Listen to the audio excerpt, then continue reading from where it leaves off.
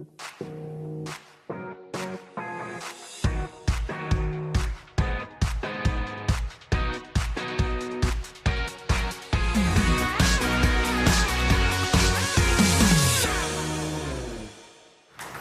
everybody, I'm Arthur Madrid. I'm the happy founder of Pixowl.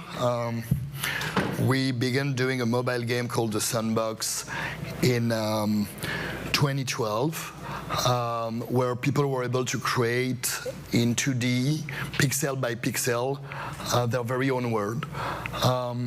We've been doing it for 5 years. It was amazing to do it on mobile and see how big the game become over and over. I'm here to try to explain how we are thinking to put an existing success user-generated content game into the blockchain. So it's not like a new game that we're going to create for the blockchain, but an existing game. We already have 2 versions of it. The first Sandbox was done in 2012, and Sandbox Evolution was released in 2015. So we got over 40 million installed, still having around 9,000 new players every day, mainly on iOS and Android, and over 70 million words have been created so far. We have been very happy with the ratings and how the community really took over what we have developed. We've been doing 1 update every month for 6 years.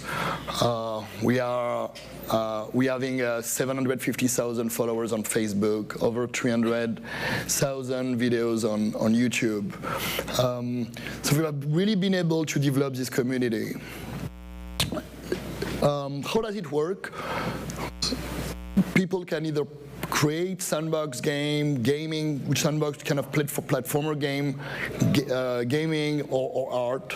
Here are the kind of creation they are doing, and they upload it, and other players can play what they played. So we have many characters. We have ninja. We have a knight. People can left a message. So it's really a lot of very small community. You can, as any social media, you can follow the creators and see what they are doing. Another thing that came up, and we're not ready for that, is like they took the pixel and they began to do pixel art. So we are probably one of the biggest or the biggest pixel art platform on mobile right now, and we are very proud about this part. So people are voting, there are a full system of moderation inside the game to make the discovery easier. So what's next for us? We have been working on a Sandbox 3D version, and we begin to think about the blockchain. We realize, and I'm truly convinced, that Ethereum honor all gamers from day one, and the target that any game developers want, it's really connected to crypto honor. So the way I see it, I spoke about it yesterday a bit, is like, it's obviously you heard that like for the last 2 days, so I won't repeat it again, but it's true that I feel with just the beginning, and it's quite exciting to know what's going to happen next. Then what I love about the blockchain, you know, when you work in mobile gaming, it's like it's a KPI business. Like any mobile game publishers are always obsessed by the data and going to all those tools and boards. What is great with the blockchain, it's all this is open. So you can just see real time what's happening. And we are used to that. Of course, we are very surprised to see how low the day use are if you compare to freemium and mobile gaming right now. We love this company. I think like they did a great job. mainly because they develop a very simple and cute game on a very complex system. So it gives me a lot of hope. I was not I'm not a gaming veteran. I only began doing games 7 years ago on mobile, compared to the 25 years old game veterans. And what I like about mobile gaming was that my mom, my sisters were playing it. So I'm also happy to see that the very first game on the blockchain is not like a very advanced and complex MMO, but a CryptoKitties game. So those are the couple of games that now are on the market. You can see that there is some kind of similarity about existing games and how they converted or try to be converted on the blockchain with simple gameplay. So it's a challenge for us to keep this happening. This is a bit more complex about how we see what's going to happen the next generation of collectible games. Like I think the last 2 days we heard again and again about collectible and collection and non-fungible token. So I agree with that. I think like the web-based collectible games are going to be probably the most popular on the blockchain for the next 12 months. However, and someone shared this slide before, but I think the main barrier right now are the wallet and the onboarding. You can see how complex it can be for the users to play and sell, trade their collectibles. So, but I'm pretty confident, like now that those companies have raised so much money and they are all basically addressing these things right now, and it doesn't sound impossible to solve. Also, what I feel is like it's so big, like blockchains, bitcoins, crypto are being so popular in the media that like we think players are being educated little by little. So even if you need to simplify it, every day you hear about something, every day you hear about wallet, every day you hear, then like people begin to understand, and that's pretty good. What we want, where we want to be right now, and again, that's the very first work in progress for us. My feeling from the beginning with Roblox and Minecraft is that they give us an incredible opportunity to use what they have been doing for the last 5 years. Like they are, with over 250 million players, those two companies create a new kind of players that are creators. So I think they really disrupt the way people want to play games. There is not really so much rules, and the main purpose of the game can be to create, to build together, but basically to own the games and change anything you want inside. And the way they are doing it doesn't need to be a game developer. It's probably the biggest difference than what this slide is about.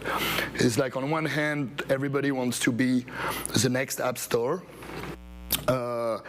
or the next Unreal. But me, what I feel is like there are many players that just want to create with little skills of scripting, or just a way to drag and drop and be able to create game experience without coding so much. So this is where we'd like to position it ourselves.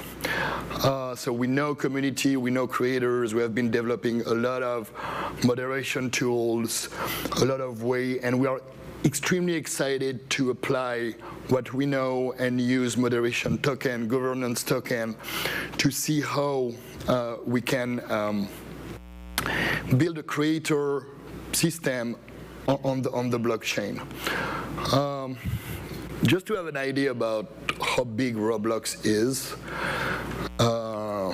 it's just like people are so addicted to it when they are kids that we believe the next step is to have those kids going from Minecraft, Roblox, to be crypto owners. So there are some statistics online that show that teenagers wants to open a crypto wallet. So I really feel that the next step for cryptocurrency is going to be to go from speculators to something just having a little bit. Like you see Robinhood, those kind of company are like very popular and getting a lot of attention to get like small crypto wallets. About the game itself.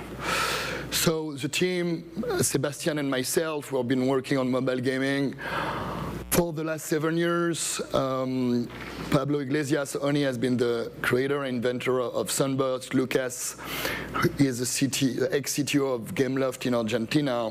And we have the chance to have like four great people to advise us.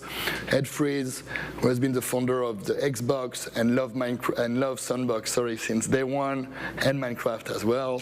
Federico Cardoso, who is CTO of a company called Mecenas, who is doing a token for art, and Mathieu and Marcelo, who both have a huge experience building great company. So this is pretty obvious. We want to build a decentralized marketplace. Again, try to understand what we're doing in comparison to others. It's like we believe we want to leverage the skills that Minecraft and Roblox players has been developed the last 5 years. So it's a very targeted audience that we want to get. If you think about it, neither Minecraft or Roblox gives a lot of incentive for players. I think Minecraft didn't get an incentive. Everything you do, you cannot earn money. And Roblox was genius enough to use this opportunity to give to some players, some creators, a little bit of money. When I say some, it's like you need a minimum of $600 earning on Roblox to be able to cash out, mainly because of logistics, and that's why crypto can solve that and build some kind of long tail way to make very small creators get profit from their creation.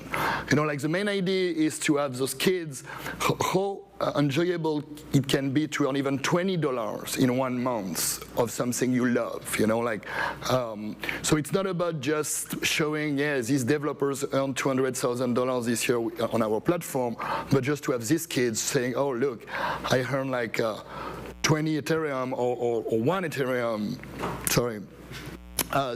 this year. Again, the skills, very voxel, very digital Lego, again, to be able to leverage all those contents that has been developed on Magica Voxel, Cinema 4D, those kind of new ways that people create outside Minecraft and they are not able to import it in it or get any profit from it. So this is our voxel editor, but we'll be also able to import voxel from any other voxel software. The other challenge is how we're going to, and that is our very first challenge, is to turn user-generated content into non-fungible token. So there are many things we're thinking. This is a quick view of what we're working on. What we want players able to do, it's giving them all the tools to earn profit, trade those assets, be able to develop like a pack of assets, open a voxel marketplace made by players. Maybe I can go a little bit deeper on this. We don't want to begin to buy the game, but begin by the marketplace. So imagine you say, we're going to do Minecraft-like games, and we're going to develop together with our community, our existing Sandbox community, to say, let's develop fishes together. So like, let's, like for 1 month, everybody's going to do fish, and then everybody's going to do ships, and you can say, why they would do that? They would do that because they know when the game's going to be out, they're going to be able to profit from this. So we are really, really excited about developing the game with our community from day one. This is pretty first concept art about it. And yeah, I'm down. Thank you.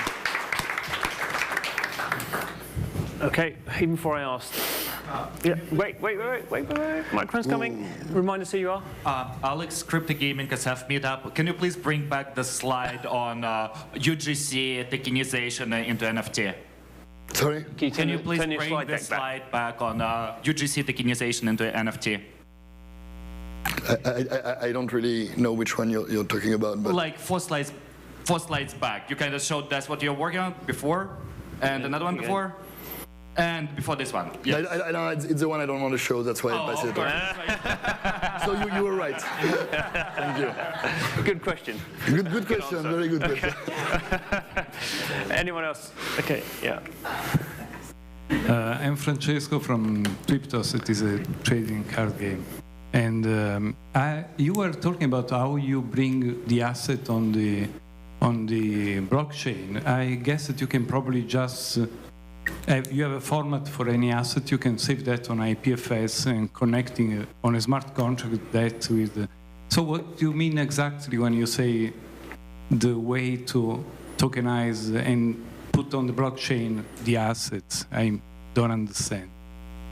You want me to explain how we decentralize all No, this? no, I'm saying that how we convert an asset into a token? Yeah, what do you mean when you say that we are trying to understand which is the best way to put all these assets? Yeah. Like again, if I am here today, it's because I'm moving an existing game into the blockchain. So we are at the very beginning of the way to when I see all those collectible games, I didn't see any user-generated content once, and maybe I don't know all of it. And I think that there is a challenge here, like how many tokens you're going to give. Like one of the challenges has been addressed before, like knowing how much it costs to create an asset, how you do that to make people pay to create, or like me, I have the solution, you pay for them. Like, so you're going to create like I don't know, 10 million non-fungible token, and you will need to pay at one point. It's like any platform, like any photo platform. You need to pay for you need to bring the creators, call this amazing voxel artist, and say, please, can you convert all your creation on a certain resolution and upload it on the platform. So that's more on the marketing side. And on the technical side, it's basically to create NFT, give it to the creators, convert this NFT in assets, and guarantee him the ownership, make him completely decentralized, and etc. Did I answer your question? Okay, good.